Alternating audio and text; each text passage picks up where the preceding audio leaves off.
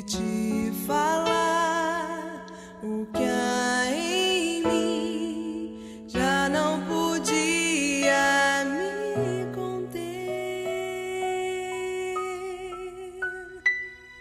Me decidi, Senhor,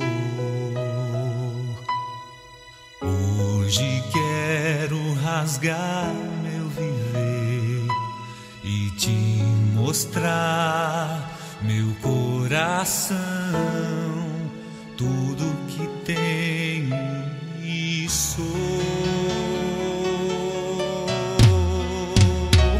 E por mais que me falem, não vou desistir.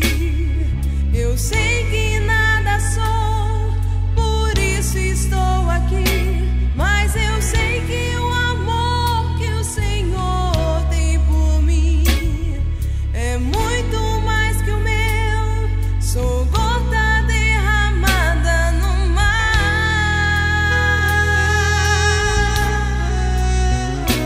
Quanto tempo também o Senhor me esperou, nas tardes encontrou saudade em meu lugar, mas ao me ver na estrada ao longe voltar, num salto se alegrou e foi correndo me encontrar.